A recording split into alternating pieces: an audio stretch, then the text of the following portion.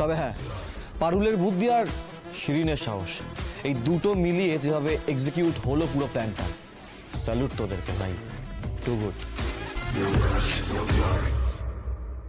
আর এইটুকু অ্যাচিভমেন্টও যার বুদ্ধি আর সাহসে হলো, সে দেখো এখন ডিহাইড্রেটেড হয়ে ক্লিনিকে স্যালাইন নিচ্ছে।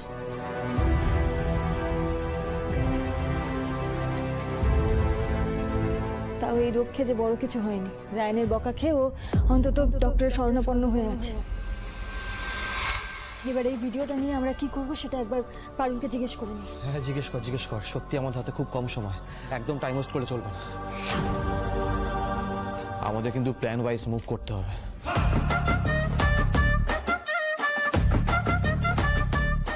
হ্যালো পারুল, শরীর কেমন আছে এখন তোমার?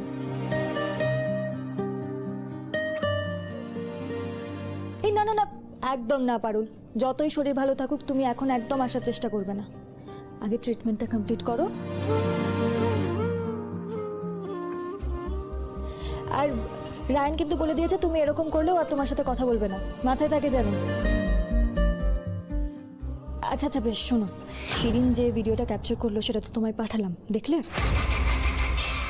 আচ্ছা আচ্ছা, এবার কি করবো বলো তো? তাই পারুল, পারবো তোমার মতো? দেখো রায়ান তো ফোনে কথা বলতে পারবে না, রায়ানের ভয়েস চিনে যাবে।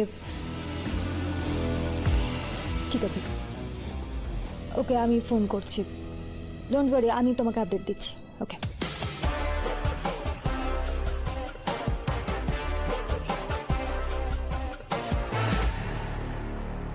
স্যার একটা selfie.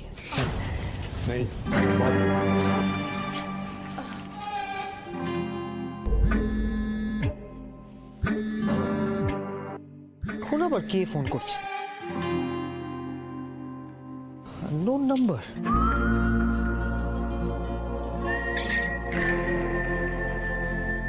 Hello, good evening mister Ahuja, কেমন হচ্ছে বার্থডে পার্টি?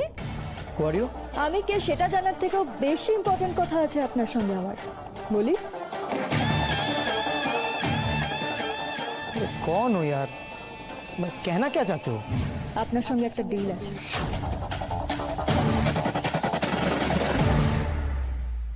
ডিল? কিসের ডিল? আমি যা যা বলবো সেই মতো কাজ না করলে কিন্তু আপনার বিপদ।